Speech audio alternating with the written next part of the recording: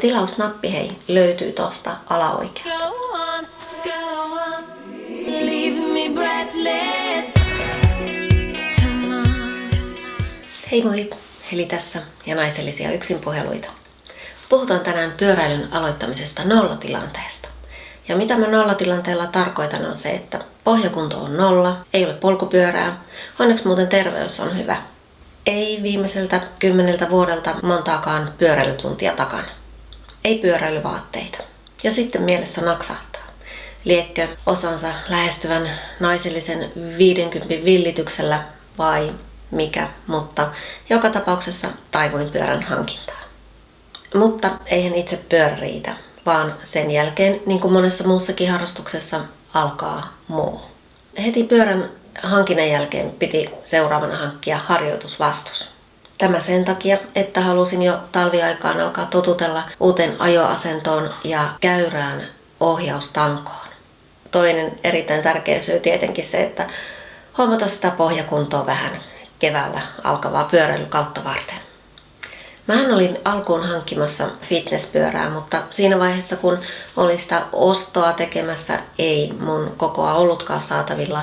Ja mentiin sitten pyöräliike Lundbergille ja sieltä lähti mukaan Trek Lexa SLX 2016 vuoden mallia. Itse asiassa nyt täytyy heti alkuun sitten myöntää, että pyörä ei ole mulle ihan ideaalikokoinen, vaan pykälää suurempi. Mä kun on lyhyt nainen, niin mulle olisi paras ollut 47 koko, mutta koska sitä ei ollut, niin 50 on nyt sitten alla. Pyöräliikkeessä kyllä katsottiin, että sen ei pitäisi olla liian suuri. Ja tosiaan kun pyörä on hankittu, sen jälkeen alkaa moni muu. Pyöräilykypärä. Hei, tärkein asia. Tarvitaan myös ajolasit. Koska vauhti huimaa ja ajattelin, etteivät silmiin lentävät kärpäset tai muut ampiaiset tunnu välttämättä ihan hirveän hyvältä. Tarvitaan myös hanskat. Napakat, mutta ei tiukat, jotta veri kiertää. Nämä on tekonahkaa täältä toiselta puolelta, jotta eivät veny eivätkä luista tuossa ohjaustangolla. Täältä puolelta mukavaa, hengittävää, hyvin ohutta materiaalia. Lisäksi nämä on pehmustettu vain niistä kohdista, kun pehmustusta tarvitaan.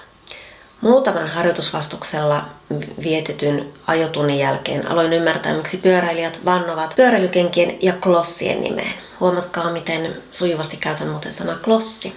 Mun pyöräilykenken ja klossit ovat nämä. Eli näihin kiinnittyy polkimet. Ilman näitä pyöräily on enemmän sitä, että sitä poljinta painetaan reisilihaksella alas. Kun taas näiden klossien avulla poljinta voi pyörittää koko jalan lihaksilla. Vaikka en vielä tiedä mistään yhtään mitään, niin huomasin muuten heti ensimmäisen polkukerran jälkeen todella suuren eron. Ilman housuja hommasta ei tule yhtään mitään. Tuo maantiepyörän satula on niin kova, että ilman tällaisia vaippopöksyjä, eli pehmusteita tuossa alapään kohdalla, ei tarvitse kovinkaan pitkään polkea, kun paikat on ihan puuduksissa ja sattuu.